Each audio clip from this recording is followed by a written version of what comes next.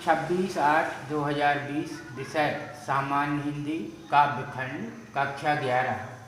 तो शीर्षक वही है जो पिछले वीडियो में आपने देखा, गीतावली काव्य कवि गोस्वामी तुलसीदास। तो यहाँ देखें जो गे पर दिया गया, मेरो सब पुरुषार्थ ठाको। तो यहाँ देखें राम रावण युद्ध होता है और उसमें मेघनाद के द्वारा लक्ष्मण जी को शक्ति लग जाती है। और जब वो शक्ति लगती है तो देखें प्रभु श्री राम किस तरह से विलाप करते हैं संपूर्ण सभा के सामने और कहते हैं कि मेरो सब पुरुषार्थ ठाकुर, अर्थात आज तक मैंने जितना भी पुरुषार्थ किया है वह थकित हो गया, थक गया। पुरुषार्थ अर्थात पुरुषार्थ धर्म अर्थ काम मोक्ष।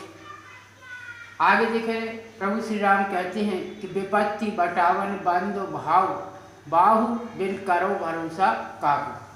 तो आगे देखें प्रभु श्री राम कहते हैं कि विपत्ति को बटाने वाले भाई रूपी जो भुजा है अर्थात लक्ष्मण जी, अब उनके अलावा मैं किस पर विश्वास करूं, बिन करो भरोसा काकू, अर्थात किस पर विश्वास करूं। और इस तरह से सुग्रीव जी को संबोधित करते हुए श्री राम कहते हैं कि हे सुग्रीव सुनो, सुन सुग्रीव सोचा मुँह पर फेरियो बदन विधाता। हे सुग्रीव जी, लगता है कि ब्रह्मा जी ने अर्थात विधाता ने मेरे ऊपर से मुख फेर लिया है।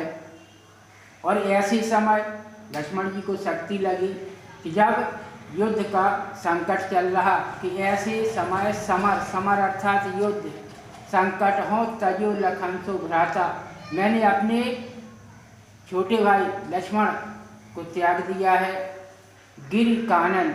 अब देखें मैं प्रभु श्री राम अर्थात लक्ष्मण जी के बारे में कहते हैं और उनकी सभा के लोग अर्थात जो भालू बानर हैं उनसे कहते हैं कि ये सभी लोग गिरी पर्वत कानन अर्थात जंगल या वन, तो सभी वन और पर्वतों की ओर चले जाएंगे। शाखा मृग अर्थात बानर हो पुण्य अनुज संगाती, और मैं अपने छोटे भाई लक्ष्मण का साथी बनूंगा। है कहा विभीषण की गति। बाद में देखें सुग्रीव जी से प्रभु श्री राम कहते हैं कि मैं यही सोचता हूँ कि मैंने जो विभीषण को लंका का राजा बनाने का वचन दिया है उस वचन का क्या होगा। कि है कहा विभीषण की गति रही सोच भर छाती, छाती अर्थात हृदय, यह सोच सोच कर मेरा हृदय भर आता है कि उस वचन का क्या होगा जिसे मैंने विभीषण को लंका का राजा बनाने का वचन दिया है। तुलसी सुन प्रभु वचन।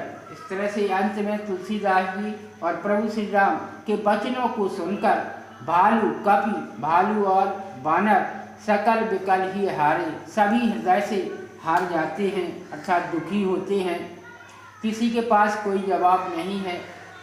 जामवंत हनुमंत, अंत में देखे जामवंत जी बोलते हैं हनुमान जी से और कहते हैं बोल तब अवसर ज्ञान प्रचारे, यही तुम्हें शक्ति प्रदर्शन करने का सही समय है, क्योंकि तुम बलशाली हो, शक्तिशाली हो और तुम्हें अतुलित बलधामा कहा गया है। तुम्हें स्वयं पता नहीं है कि तुम्हारे पास कितनी शक्ति है। इस तरह से हनुमान जी को समझाते हुए जामवंत जी कहते हैं। और जैसे ही जामवंत जी ने हनुमान जी को समझाया और उनकी बात को सुनकर वह वहाँ से जाते हैं और द्रोणागिरी पर्वत से संजीवनी बूटी लाते हैं और उससे उनका उपचार होता है और लक्ष्मण जी यहाँ ठीक होते हैं। तो इन पंक्तियों में देखें लंका युद्ध के समय लक्ष्मण की मेघनाद शक्ति लग जाने पर श्री राम के विलाप और उनकी मार्मिक दशा का वर्णन किया गया। व्याख्या में जैसे आपने पढ़ा है, श्री राम एक सामान्य व्यक्ति के समान विलाप करते हुए उपस्थित लोगों के समक्ष कहते हैं कि मेरा संपूर्ण पुरुषार्थ थक चुका है। विपत्ति को बांटने वाली भाई रूपी भुजा लक्ष्मण के बिना अब मैं किसका विश्वास करूं। वे सुग्रीव को संबोधित करते हुए कहते हैं कि हे सुग्रीव सुनो, मैं सच कहता हूं कि मुझसे विधाता ने मुझे फेर लिया है, इसलिए इस विपरीत समय में जबकि युद्ध का संकट सामने है मैंने लक्ष्मण जैसे भाई को खो दिया है।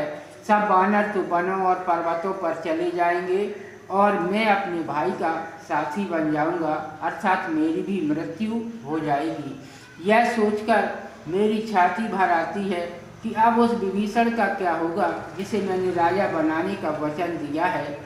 तुलसीदास जी कहते हैं कि श्री राम के करुण वचनों को सुनकर सारे भालू और वानर हृदय से दुखी हो गए।